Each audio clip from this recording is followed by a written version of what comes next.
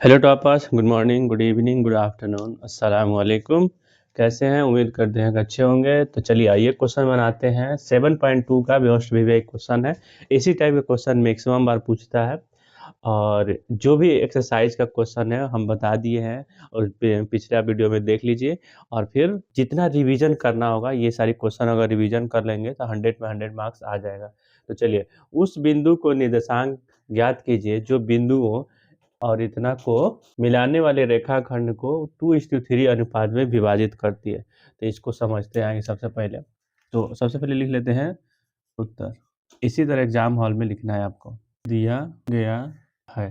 ठीक है, इसका फिर अब जो दिया गया ए, मान लीजिए ए दिया गया है तो कितना है, -7।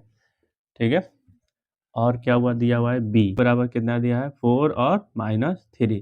ठीक है, को मिलाने वाली रेखाखंड 2:3 में विभाजित करती है। तो ये ये ए बिंदु है, ये बी बिंदु है, ए है, ये बी है। इसको एक मिलाने वाले रेखाखंड पी बिंदु पर, एक रेखा है जो पी बिंदु पर काटती है। अब इसका भी तो एक्स और वाई होगा। ठीक है, तो ये क्या करती है, 2:3 में काटती है। तो ठीक है, काटती है तो उसके क्या कर, इसको मान लेंगे m1 और इसको मान लेंगे m2। अब एक सूत्र हम बताए थे आप लोगों को बहुत पहले, पी अगर ए बी को काटती है m1 और m2 के रेशियो में, तो क्या सूत्र लिखेंगे, x बराबर लिखेंगे m1 2 plus m2 x1 but m2। और y का सूत्र बोले थे कि m1 y2 plus m2 m2। तो इसलिए कहा जाता है, कहूँगा कि हर चैप्टर से पहले मैं सूत्र पढ़ाया हूँ, उस सूत्र को जरूर देखिएगा। ठीक है, अब ये दोनों सूत्र बहुत इंपॉर्टेंट है। चलिए अब मानते हैं कि किसने रेशियो में डिवाइड की है, m1 तो m2 बराबर कितना है, 2:3। तो अब हो गया, तो इसका मतलब हुआ कि m1 बराबर 2 बराबर 3। इसको क्या करेंगे, तो ये मान लीजिए पहला बिंदु है, ये दूसरा बिंदु, ऑफकोर्स आप लोग के सामने है, दो बिंदु है। तो पहला बिंदु का x1 कितना हो जाएगा और कितना हो जाएगा, 7। ये दूसरा बिंदु है तो x2 कितना हो जाएगा, 4, और y2 कितना हो जाएगा, -3। ये क्यों y1 और y2 लिखा हूँ, क्योंकि ये जल्दी हो जाएगा। x2 मान लीजिए, अब पहला बिंदु है, ये दूसरा बिंदु है, तो x2 ये 4 है।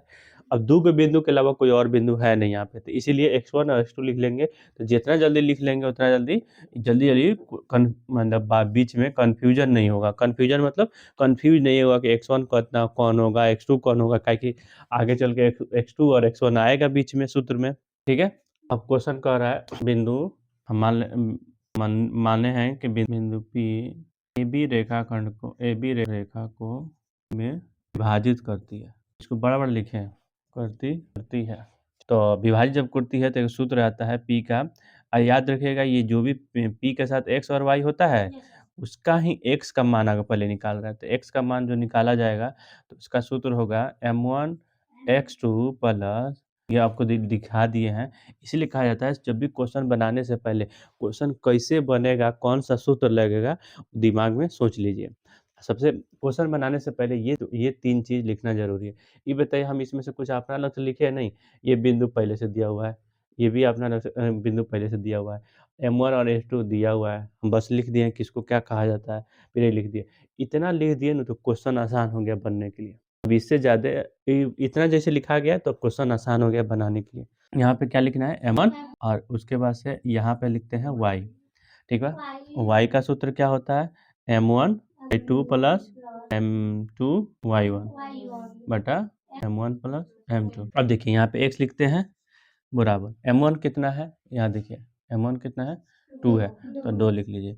गुना लिख लेते हैं, x2 कितना है, यहाँ देखिए x2 प्लस m2 कितना है, यहाँ देखिए 3, x1 कितना है, देखिए -1। अभी देखिए अगर हम नहीं लिखे रहते, मान लीजिए ये नहीं रहता, तो क्या करते हैं लोग, m1 और m1 तो मान लेते हैं यहाँ पे है, और x2 तो अब पहला बिंदु है ये, दूसरा बिंदु तो x2 इसका देखते हैं।